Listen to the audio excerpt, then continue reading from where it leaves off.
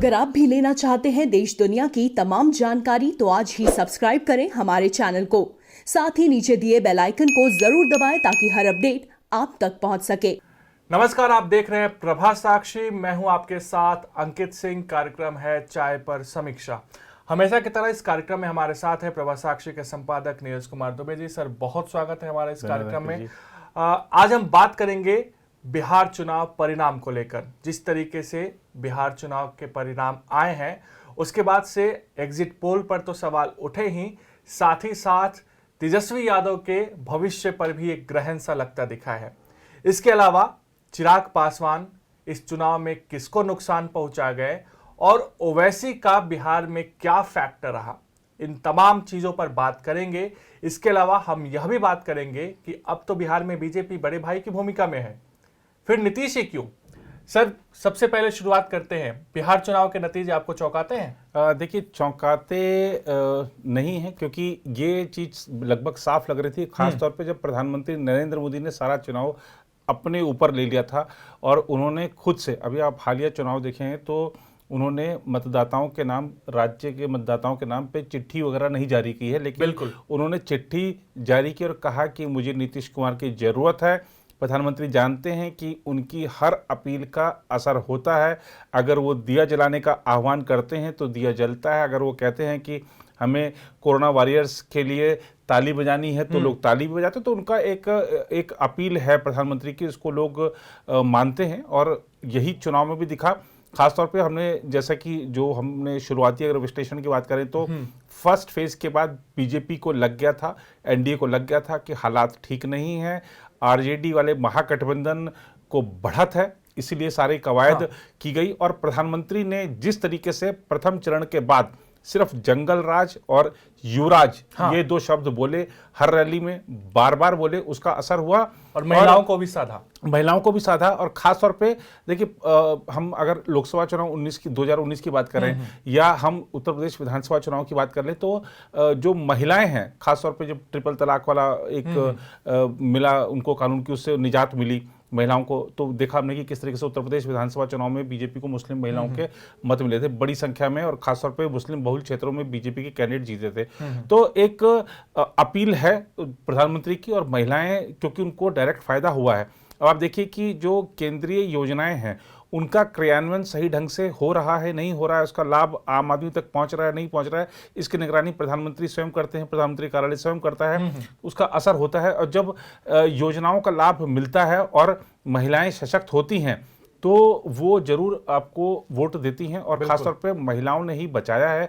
प्रधानमंत्री ने कहा भी था कि आप चिंता मत करिए, आप छठ पर्व की तैयारी कीजिए, दिल्ली में आपका बेटा बैठा है। तो ये सब चीजें काफी हद तक जोड़ती हैं। और आप प्रधानमंत्री नरेंद्र मोदी की रैलियों के जरा वीडियो देखिए। अगर आप वीडियो देखेंगे तो उसमें अक्सर यही होता है कि जो आगे लोग होते हैं, कार्यकर्ता होते हैं, वो नारेबाजी करते हैं या मोदी मोदी के नारे लगाते हैं या और कुछ जो भी मतलब अपने नेता को खुश करने के लिए तरीके आजमाए जाते हैं, वो सब करते हैं। लेकिन इस बार प्रधानमंत्री की रैलियों में अगर आप देखेंगे तो आगे सर्वाधिक महिलाएं रहती थी। महिलाएं वीडियो बना रही हैं या पीछे होके सेल्फी ले रही हैं या उसको किस तरीके से हम आगे प्रधानमंत्री का संदेश फॉरवर्ड कर सकें उसके आधार पर वीडियो बना रहे। तो ये एक महिलाओं का जो जोश था, आप प्रधानमंत्री की किसी रैली का वीडियो उठाकर देखिए, ये दिखाता है कि महिलाएं साथ थीं।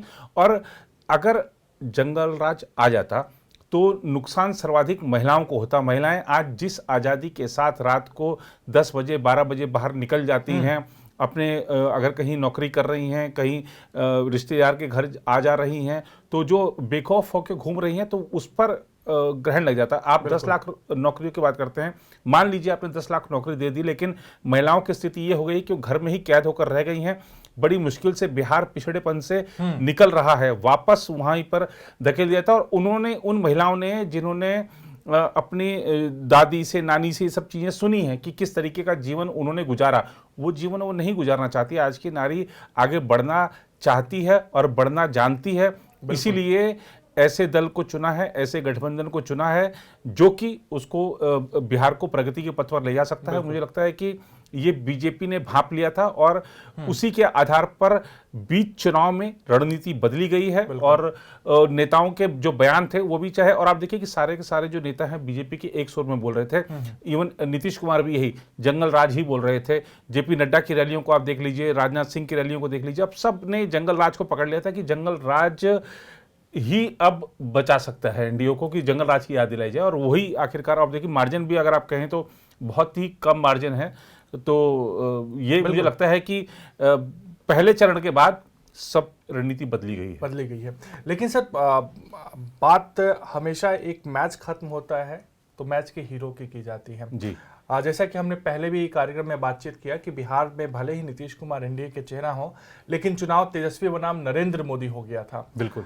अब सर ये कहा जा रहा है कि नरेंद्र मोदी ने जहां एनडीए को जिताने में अहम भूमिका निभाई, तो वहीं तेजस्वी यादव भी एक तरीके से लालू की विरासत को छोड़कर जी, ये हम कह सकते हैं कि ठीक है लालू परिवार से वो है, लेकिन लालू की तस्वीरों को उन्होंने हटाया, राबड़ी देवी को हटाया, तमाम अपने परिवार के लोगों को हटाया और अकेले उन्होंने कैंपेन की अगुवाई की। उन्हें रोकने के लिए केंद्र से लेकर राज्य सरकार के बड़े मंत्री तमाम चीजें हुई। तो कहीं ना कहीं तेजस्वी यादव का ग्राफ बढ़ा है इस चुनाव में, या फिर जिस तरीके से महामारी, बेरोजगारी, माइग्रेशन, बाढ़ जैसी समस्या थी, इससे लोग नाराज हो गए थे, ऐसे में लोग तेजस्वी यादव की तरफ झुके। इन दोनों में से आप किसको ज्यादा महत्व देंगे? कि तेजस्वी का कद मेहनत की वजह से बढ़ा या फिर सरकार के खिलाफ जो एंटी इनकम्बेंसी थी उसकी वजह से? नहीं देखिए, और आपने जैसा कहा कि बाढ़ का, अब अगर हमने बाढ़ के हालिया जो बाढ़ थी उसमें देखा था कि किस तरीके से तेजस्वी यादव गांव-गांव पहुंच रहे थे, प्रशासन नहीं पहुंच रहा था, तेजस्वी यादव पहुंच रहे थे और जो भी बन पड़ रहा था राहत सामग्री का वितरण कर रहे थे। आरजेडी के कार्यकर्ताओं से जो भी उनको इकट्ठा करके दे पा रहे थे कर रहे थे। तो जो लोग हैं उनको लगता है कि यार कोई तो दुख में हमारे कोई बात सुनने को आया। बिल्कुल। और जब दुख में प्रशासन नहीं सुनने को आता तो लोगों में नाराजगी स्वाभाविक होती है। अब आपने बात करी कि तेजस्वी यादव अपने जो पिता के जो भी उनका विरासत है उससे बाहर निकलकर आगे बढ़े, तो उसमें बिल्कुल आपने सही कहा है कि एक लालू प्रसाद यादव और राबड़ी देवी का जो एक कुशासन था, जो जंगल राज था, उसकी छवि से वो खुद को बाहर निकालने में सफल रहे हैं। अब उनको आरजेडी की कमान तो मिल गई, लेकिन उस पार्टी के साथ एक ऐसा इतिहास है जिससे वो पीछा नहीं छोड़ा सकते और इस चुनाव में भी उसने पीछा नहीं छोड़ा। अब तेजस्वी यादव के पास समय है कि वो खुद को निखारें और देखिए राजनीति में प्रतीक्षा करनी ही पड़ती है सही समय की उनको प्रतीक्षा करनी होगी। लेकिन अगर हम तेजस्वी यादव का इतिहास देख लें तो ऐसा लगता नहीं कि वो कुछ ज़्यादा कर पाएंगे। अब वो आते हैं क्यों नहीं कर पाएंगे। अभी हम देख रहे हैं कि सबसे बड़ी पार्टी बन गई है, 75 उनके विधायक चुनकर आ गए। इससे पिछली विधानसभा में उनके कितने, शायद 80 के आसपास विधायक थे क्या, और 80 विधायकों को भी वही लीड कर रहे थे। वही लीड कर रहे थे, उप मुख्यमंत्री थे, विधायक दल के नेता थे। क्या उन्होंने कर लिया? और आप देखिए कि जब बिहार को जरूरत थी उस समय तेजस्वी यादव बिहार से गायब रहे हैं। चाहे चमकी बुखार का मामला हो, बिल्कुल, या फिर कोरोना काल में 3 महीने तक गायब थे। बिल्कुल गायब थे। तो ऐसे में जब आप 80 विधायक लेकर भी राज्य के लिए कुछ नहीं कर पाए और आप गायब रहे, सिर्फ आप आरोप प्रत्यारोप की राजनीति करते रहे, उससे लगता नहीं कि वो शायद ये 75 लेकर भी कुछ कर पाएंगे। ये ठीक है कि अभी जोश है, अभी इतना उनको जन समर्थन मिला है और क्योंकि वो अपने बल पर, पिछली बार का तो था कि चलो वो उसमें जेडीयू भी साथ थी तो उसका भी कुछ वोट प्रतिशत रहा होगा उसके कार्यकर्ताओं का, या फिर लालू यादव के नेतृत्व में सारा चुनाव हुआ था, उसके संयोजकत्व में चुनाव हुआ था। तो लेकिन अब इस बार तो सारा तेजस्वी ने अपने बलबूते 75 सीट लेकर आए। तो निश्चित ही अगर हम देखें परिवारवादी जो पार्टियां हैं उनमें अगर कोई अपने परिवार की विरासत बचाए रखने में सक्षम नेता नजर आते हैं तो उसमें तेजस्वी यादव हैं कि अपने परिवार की विरासत बचाए रखेंगे। और लेकिन उसको कितना आगे बढ़ा पाएंगे ये देखने वाली बात होगी।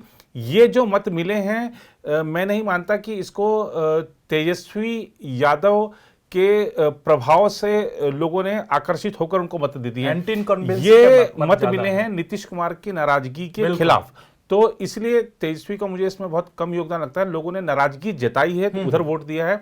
अब देखना होगा कि तेजस्वी को साबित करना होगा कि 75 विधायकों के साथ वो विधानसभा में कैसे एक प्रभावी भूमिका निभा पाते हैं। और खासतौर पर हम देखेंगे कि गठबंधन की राजनीति में अभी वो कच्चे खिलाड़ी हैं। उनके पिता ठीक है नहीं उनका साथ दे पा रहे थे वो जेल में होने के कारण, लेकिन आप देखिए कि एंड टाइम पे जो हम की बात कर लें, चाहे हम वीआईपी की बात कर लें, एंड टाइम पर अलग हो गई है और उसका सीधा सीधा नुकसान हो गया, वरना 8 सीटें अगर यहाँ जुड़ती तो बाजी पलट सकती थी। बिल्कुल। और ऐसे ही कांग्रेस को लालू यादव कभी भी इतनी ज्यादा सीटें देते नहीं हैं।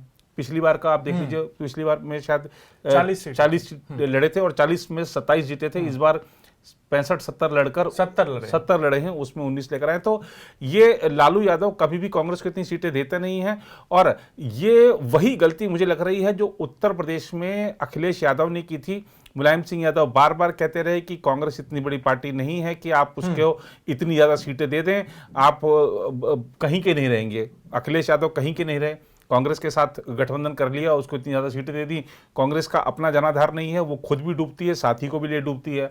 और वही वहां पर अगर हम देखें बिहार में, वो खुद भी डूबे हैं और दूसरों को भी ले डूबे हैं। महागठबंधन की सरकार अगर नहीं बनी तो एकमात्र ठीकर अगर किसी को फोड़ा जा सकता है तो वो कांग्रेस के। लेकिन सर, कांग्रेस और महागठबंधन के नेता तो ये कह रहे हैं कि चुनाव आयोग ने कहीं ना कहीं से ट्रांसपेरेंसी नहीं रखी, प्रक्रियाओं में देरी लगाई। जी। खुद आज आप उनका तेजस्वी यादव का जो प्रेस कॉन्फ्रेंस था उस पे अगर नजर डाले तो उन्होंने साफ तौर पे कहा है कि मेरी जो गिनती की प्रक्रिया थी वो तो 3 बजे दिन में ही पूरी हो गई थी जी। फिर भी मुझे 12 बजे तक सर्टिफिकेट के लिए इंतजार करवाया गया जी। तो क्या वाकई में चुनाव आयोग ईवीएम गड़बड़ है या फिर ये सिर्फ जहां बीजेपी जीतती है वहां गड़बड़ हो जाता है और जहां कांग्रेस जीतती है वहां से ही होता है? नहीं, देखिए, ये से आरोप तेजस्वी यादव ही लगा रहे हों ऐसा नहीं है। अगर हम देश दुनिया की बात करें तो डोनाल्ड ट्रंप भी यही आरोप लगा रहे हैं कि गड़बड़ी हुई है मतगणना में। तो जो पिछड़ता है उसको सब गड़बड़ नजर आता है और अगर आप उसी में जीत जाते हैं तो आपको सब कुछ हरा नजर आता है, सब कुछ सही नजर आता है। ये आरोप है। अब देखिए, हमारा जो निर्वाचन आयोग है उसकी एक साख है, पूरी दुनिया में साख है। अंतर्राष्ट्रीय स्तर पर हमारे जो चुनाव आयोग के हमारे जो अधिकारी हैं वो पर्यवेक्षक तो बनकर जाते हैं कई विदेशों में जब चुनाव होते हैं। हमारी जो निर्वाचन प्रणाली है उसकी दुनिया उसको फॉलो करती है और उसको देखती है कि किस तरीके से ये लोग काम करते हैं, कैसे इतने बड़े देश में 130 करोड़ जहां की आबादी हो वहां पर कैसे चुनाव होते हैं, लोग उसको पर अध्ययन करते हैं। और हमारे यहाँ पे सुप्रीम कोर्ट है, हमारे यहाँ पर जो न्यायालय हैं सब स्वतंत्र हैं। बिल्कुल। आपको अगर दिक्कत है, आपको लगता है कि मेरे साथ अन्याय हो, आप जाइए न्यायालय जाइए, सबको बिल्कुल न्याय मिलता है। वहां पर वहां से न्यायालय जाने की बात नहीं कही गई। कहते हैं सबूत होना चाहिए ना। अब डोनाल्ड ट्रंप भी तो यही कह रहे हैं कि मतगणना में गड़बड़ी हुई है, मतगणना में गड़बड़ी हुई है, सबूत नहीं दे पा रहे हैं। आप सबूत दीजिए ना। जो हमारा चुनाव आयोग उसने तो कह दिया था कि आप खाली राजनीतिक दल ही नहीं, जो हैकर वैकर जो भी लोग हैं आप आइए वहां पर, हमारे ये जो मशीन हैक करके दिखाइए। तब कोई नहीं गया, तब कोई भी नहीं गया, एक व्यक्ति नहीं गया कि मैं हैक करके दिखा सकता हूं। तो आप आरोप लगा दीजिए बस। ये तो, और ऐसा नहीं है कि देखिए जितनी पार्टियां जब आरोप लगाती हैं ये वही पार्टियां हैं जो चुनाव जीतती भी हैं, तो इसलिए आपको ईवीएम पे आरोप नहीं लगाना चाहिए।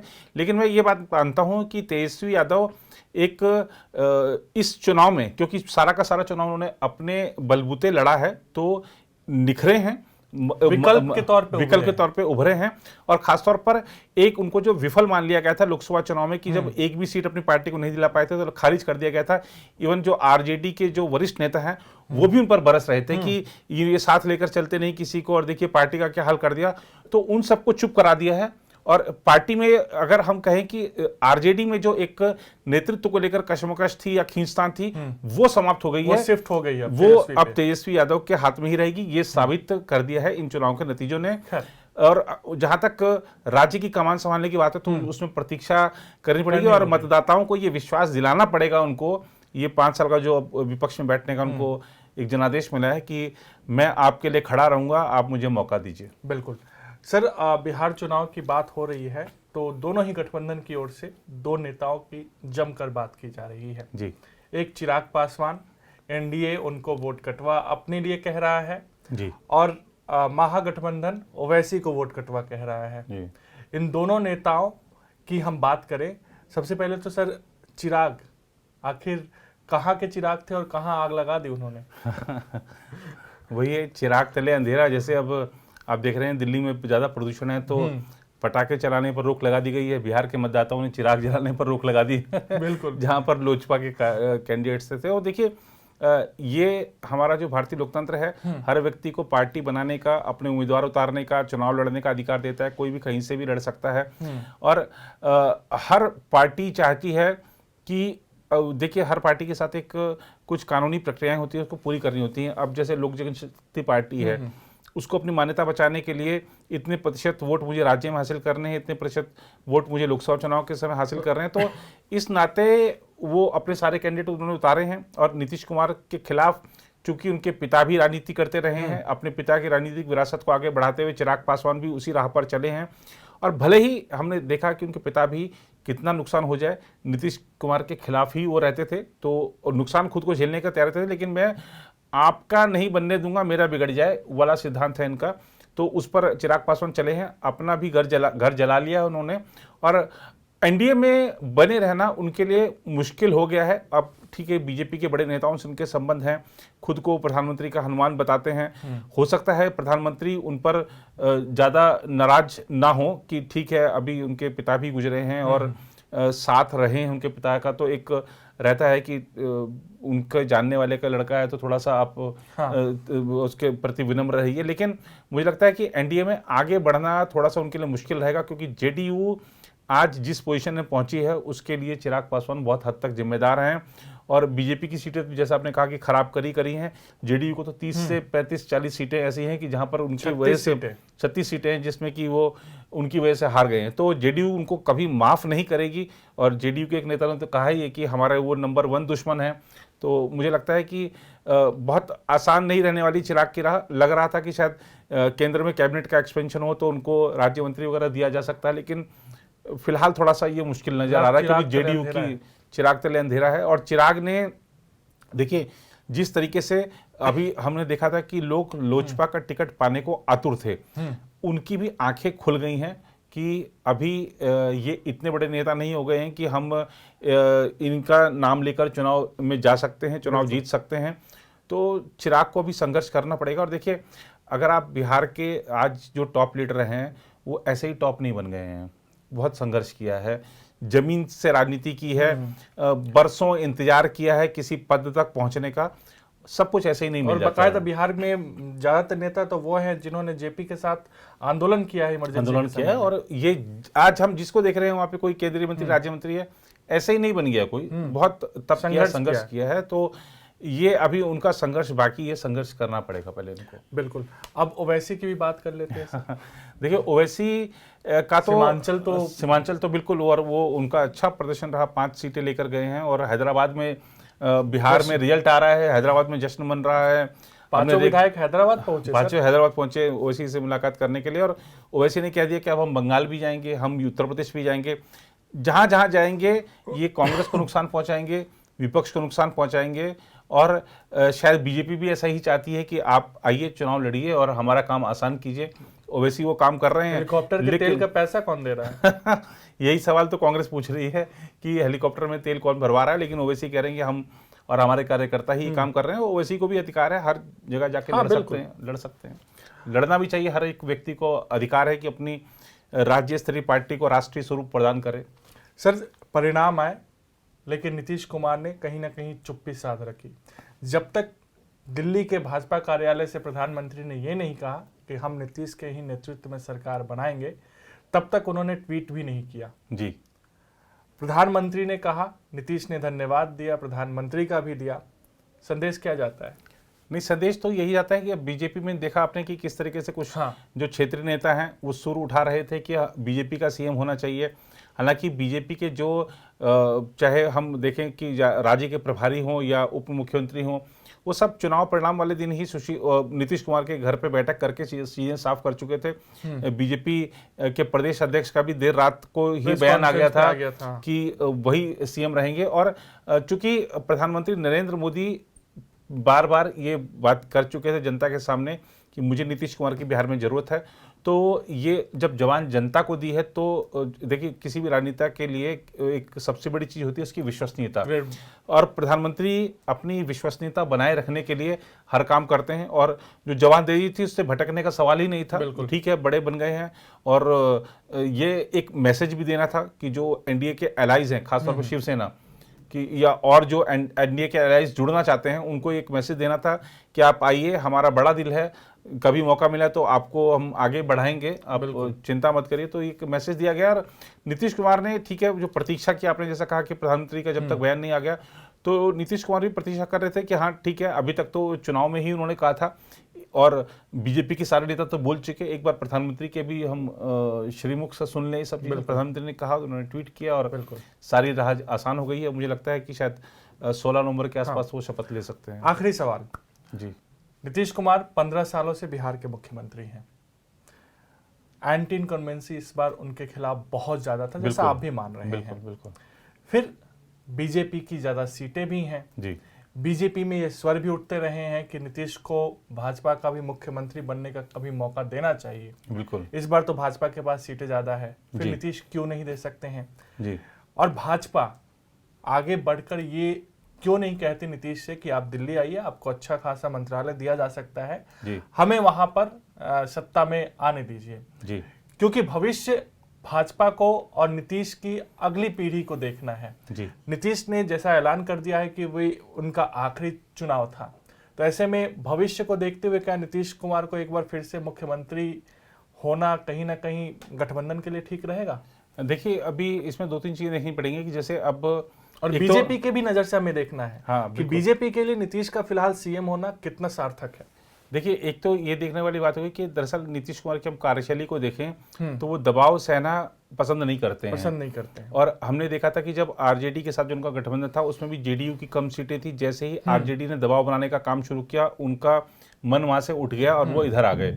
अब यही स्थिति यहाँ पर है, उनके नंबर ज़्यादा हैं, इनके नंबर कम हैं। अगर वहाँ से दबाव बनता है तो वो कहाँ जाएंगे, क्या फिर से उनका मन बदलेगा, ये सब चीज़ें देखनी पड़ेंगी। आपने कहा कि जैसे उनका आखिरी चुनाव है, तो अब उनके पास सबसे बड़ी जिम्मेदारी है कि अब उनकी पार्टी ने उनको तो शासन करा दिया 15 साल, अब पार्टी में अपना उत्तराधिकारी तय करें, उसको आगे बढ़ाएं, उसको सर्व स्वीकार्य नेता बनाएं। और ये करके जाना उनकी एक बहुत बड़ी जिम्मेदारी है, क्योंकि पार्टी आपने 15 साल आपने चलाई है और उसका आपने एक सुख भोगा है, तो अब वो पार्टी आगे भी बढ़े तो ये भी आपकी जिम्मेदारी है। जैसे आप बीजेपी में देखते हैं, जैसे क्षेत्रीय छत्रप तैयार करते रहते हैं, सेकंड लाइन हमेशा तैयार होती रहती है, तो ये एक उनकी बड़ी जिम्मेदारी रहेगी, ये जो अब उनका पास कार्यकाल है।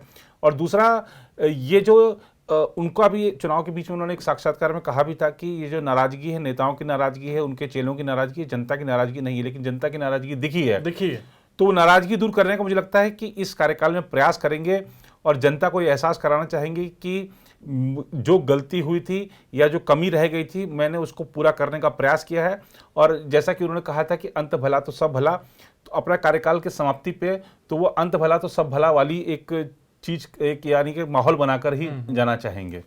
और भाजपा के हिसाब से, और भाजपा के हिसाब से देखिए, हर पार्टी चाहती है कि उसका मुख्यमंत्री बने, और इसमें भी कोई दो राय नहीं कि बीजेपी कई सारे राज्यों में ऐसी स्थिति में रही है जहां की वो दूसरे नंबर की पार्टी रही है। और बिहार की जो स्थिति है, बिहार के खासतौर पे जातीय समीकरण को अगर हम देखें तो वो इस बात की इजाजत नहीं देते कि बीजेपी अपने बलबूते वहां पर सरकार बना ले। दो पार्टियों का ही गठबंधन वहां पर सत्ता चला सकता है। ऐसे में बीजेपी ने एक जो कदम उठाया था, उस समय भी शायद बीजेपी की सबसे ज्यादा थी, जब 66-65 सीटें थी इनकी, और उसके बावजूद नीतीश कुमार को ही मौका दिया गया था कि आप, तो एक जंगल राज को समाप्त करने के लिए वहां पर मौका दिया गया था कि आप इसको समाप्त करिए, हम पीछे बैठने के लिए तैयार हैं, आपके पीछे चलने के लिए तैयार हैं।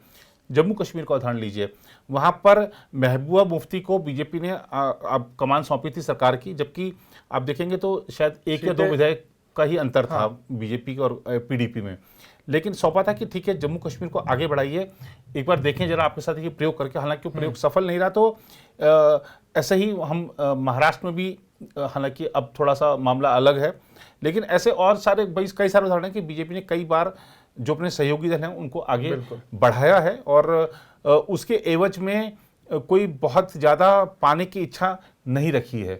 जैसे अगर हम पंजाब का एक उदाहरण देना चाहें तो पिछले से पिछला विधानसभा चुनाव था, उसमें अकाली दल बीजेपी की वजह से बचा था, लेकिन बीजेपी ने बहुत ज़्यादा कुछ नहीं लिया। जो एक गठबंधन के तहत जो तय किए गए थे कि आपको इतने बढ़ती आवंटित किए जाएंगे, उतने पर संतोष रहा, तो उन्होंने मुझे लगता है कि अभी की जो स्थिति है बिहार की, उसमें बीजेपी निश्चित रूप से चाहेगी कि हमारा सीएम बने, लेकिन नीतीश कुमार की जो छवि है, और खासतौर पर जब उन्होंने कह दिया कि उनका अपना अंतिम कार्यकाल, तो उनको शायद कार्यकाल पूरा करने दें, उसके बाद वो अपने सीएम बनाने की राह पर आगे बढ़ें। बिल्कुल। तो अब देखना दिलचस्प होगा कि बिहार की राजनीति आने वाले 5 सालों में किस तरीके से आगे बढ़ती है या कहीं ना कहीं करवट लेती है। फिलहाल आज के लिए इतना ही, और हमारे सभी को जी प्रभा साक्षी की तरफ से दीपावली की बहुत बहुत शुभकामनाएं। घर में रहिए और पटाखे कम जलाइएगा जी, और ये ध्यान रखें, लॉकडाउन गया है, कोरोना नहीं, जब तक दवाई नहीं तब तक ढिलाई नहीं। आज के लिए नमस्कार। नमस्कार।